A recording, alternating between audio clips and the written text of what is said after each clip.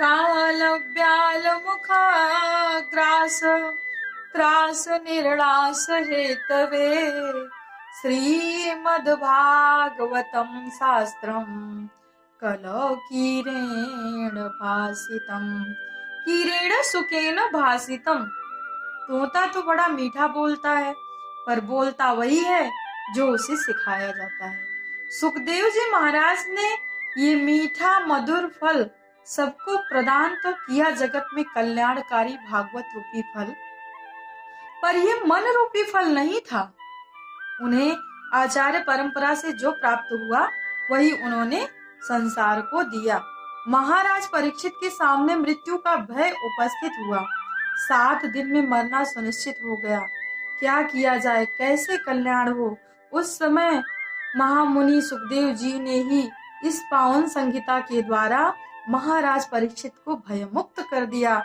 लेकिन जैसे ही ऋषियों माँ गंगा के तट पर सुखदेव जी भागवत संहिता का प्रवचन करने के लिए बैठे तो सारे देवताओं को पता चल गया। सारे देवता शुधा कुंभम गृहीत्वा देवास्तत्र समागमन।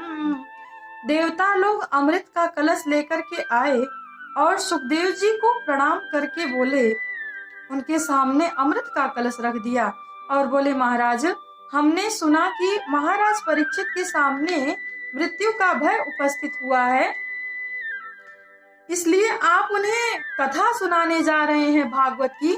पता लगते ही महाराज हम अमृत का कलश ले आए, ये अमृत पिला दीजिए महाराज, अमृत को प्रदान हो जाएंगे, मृत्यु के भय से मुक्त हो जाएंगे महाराज परीक्षित। लेकिन इसके बदले में ये जो कथा अमृत पिलाने जा रहे हैं इन्हें, वो हम सब देवताओं को पिला दीजिए। प्रपाश्यामो वयं सर्वे श्रीमद् भागवतामृतम् श्रीमद् भागवतामृतम्। प्रस्ताव रखा देवताओं ने तो सुखदेव जी बड़े जोर से हंसे और बोले, अरे ओ ठगिया, तुम्हारे आते ही मैं समझ गया था कि कुछ गड़बड़ है। दधीची बाबा को दंडवत करने गए तो बदले में उनकी हड्डियां ही मांग लाए। स्वकार्य कुशला सुरहा। तुम लोग बड़े ही स्वार्थी हो, अपना कार्य करने में बड़े ही निपुण और चालाक हो। स्वार्थी व्यक्ति अगर तुम्हारे फायदे की ज्यादा बातें करे तो सावधान हो जाना चाहिए कि ये हमारे प्रति इतनी उदारता क्यों दिखा रहा है। तो देवताओं ने पहला फायदा परीक्षित का ही बताया, अमृत पिला दीजिए महाराज, अमृत को प्रदान हो जाएंगे परीक्षित। तो सुखदेव जी उसी समय सजग हो गए। अमृत तो कोई साधारण वस्तु तो है नहीं। समुद्र मंथन किया गया, उन 14 रत्नों में सबसे दिव्य अंतिम रत्न अमृत प्रकट हुआ, जिसके बंटवारे को लेकर के बड़ा भयंकर देवासुर संग्राम छिड़ गया। और ऐसा वह दुर्लभ अमृत देवता अपने आप ही मांग रहे हैं, अपने आप ही दे रहे हैं, बिना मांगे, बिना आह्वान किए दौड़े भागे चले आ रहे हैं। कोई बिना मतलब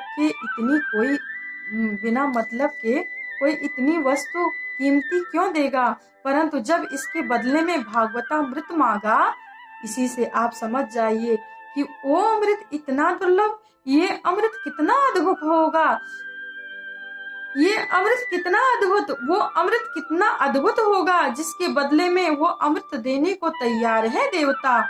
घाटे का सौदा देवता कभी नहीं करते। आज देवताओं ने अपना अमृत सामने रख दिया, ले लीजिए महाराज, पिला दीजिए। और प्रपाश्यामो वयं सर्वे श्रीमद् भागवतामृतम्। इसके बदले में हम महाराज ये भागवतामृत चाहते हैं। सुखदेव जी हंस करके बोले, अरे तुम श्रद्धा से श्रोता बन करके आते तो मैं अवश्य सुनाता, लेकिन परंतु तुम तो सौदागर बन करके आए हो। सौदागर ही नहीं, महाठगिया बन करके आए हो, क्योंकि कोई कांच का टुकड़ा पकड़ा करके और उसके बदले में ज्वेलर से हजारों की करोड़ों की बहुमूल्य मणि मांगे तो उसे सरासर ठगी ही कहा जाएगा। कहाँ कांच का टुकड़ा, कहाँ लाखों की मड़ी, तुम वही कर रहे हो देवता। ये तुम्हारा सुधामृत कांच का टुकड़ा है, मेरा कथामृत लाखों की मड़ी है, इसलिए मैं नहीं दूंगा आपको। क्व सुधा क्व कथा लोके क्व काचः क्व मणिर्महान् ब्रह्मरातो विचार एवं तदा देवान् जहासः, तदा देवान् जहासः।